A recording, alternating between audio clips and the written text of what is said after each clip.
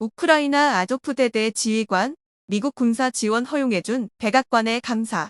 우크라이나 국가방위군 소속 아조프대대 지휘관 데니스 프로코펜코는 조 바이든 미국 대통령의 정부가 이 부대에 대한 무기 제공 금지를 해제한 것에 대해 감사의 말을 전했습니다. 프로코펜코 지휘관은 비디오 연설에서 아조프에서는 상황이 아무리 어려워도 항상 해결책이 있다는 것을 알고 있다. 이번 문제를 신중하게 검토하고 올바른 결정을 내려주신 미국에 감사한다. 이 결정은 아조프 대대뿐만 아니라 우크라이나 전체 국방 및 안보력의 질을 향상시키는 데 도움이 될 것이다 라고 말했죠. 앞서 미국 국무부는 아조프 대대가 인권을 침해했다는 증거를 찾지 못해 이 부대에 대한 군사 원조를 허용한다고 발표했습니다. 아조프 대대는 우크라이나의 효과적인 전투 부대로 간주되며 2022년 5월 러시아군에 항복하기 전 마리우폴 아조프스탈 공장을 방어하는 데 중요한 역할을 했는데요. 2017년부터 도널드 트럼프 미국 대통령 시절 이 부대의 일부 창립 멤버가 인종차별, 외국인 혐오 및 극단적 민족주의를 지지한다는 이유로 미국 무기 사용이 금지되었습니다. 유엔 인권 담당자들도 이 부대가 인도주의 규정을 위반했다고 비난했습니다.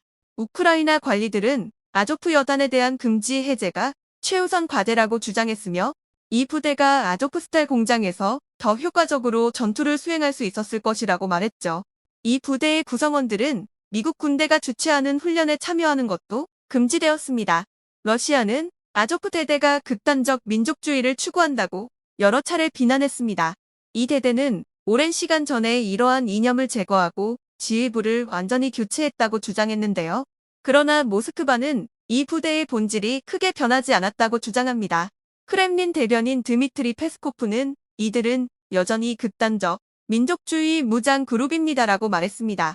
러시아 2025년까지 샤헤드형 아이프 6000대 생산시설 건설. 러시아 기자 블라디미르 솔로비에프는 러시아 군대의 아이프 계란이 조립 라인에 대한 첫 번째 영상을 공개했다고 주장했는데요. 2022년 9월부터 러시아는 이란에서 생산된 샤헤드라는 종류의 아이프를 광범위하게 배치하기 시작했습니다.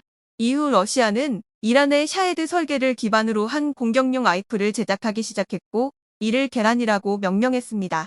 작년 8월 정보 소식통들은 계란이 전용 생산 시설을 확인했습니다.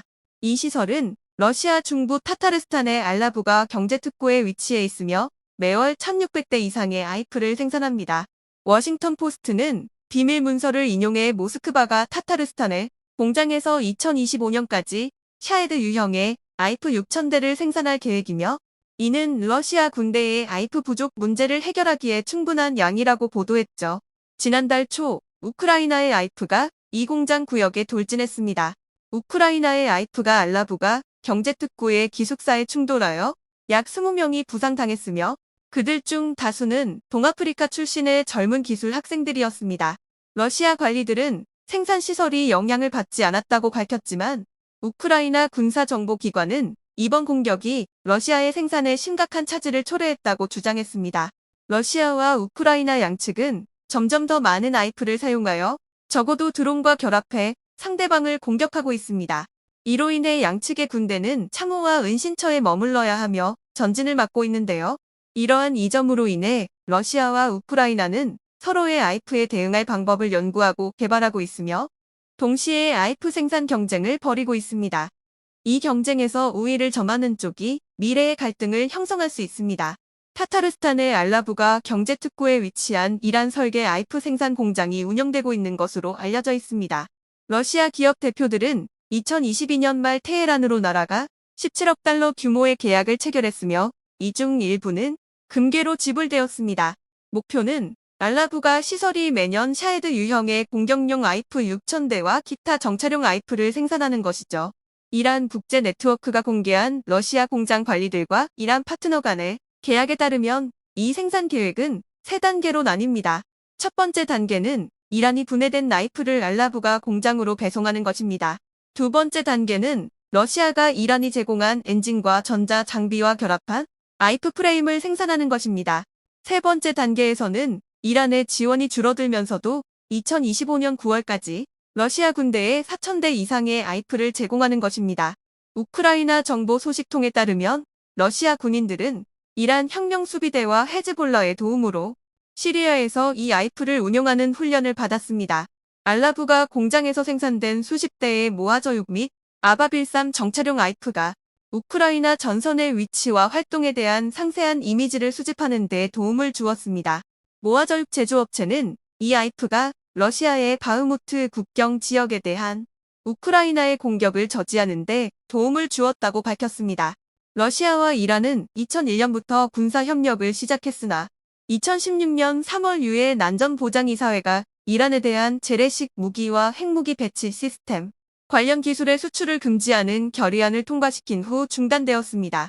이란은 우크라이나 분쟁이 발생하기 전에 아이프 샤헤드를 러시아에 제공했다고 인정했는데요. 작년 중반 백악관은 러시아와 이란이 전례 없는 수준의 방위 파트너십을 확장하고 있다고 평가했습니다. 모스크바와 테헤란은 장거리 자폭 아이프 공장 설립, 전자전 방지 기술 공유, 나토 표준 장비로 무장한 우크라이나군에 대응하기 위한 무기 평가 등 여러 협력 프로젝트를 진행 중인 것으로 보입니다. 러시아, 크림대교의 새로운 방어 시스템 긴급 배치.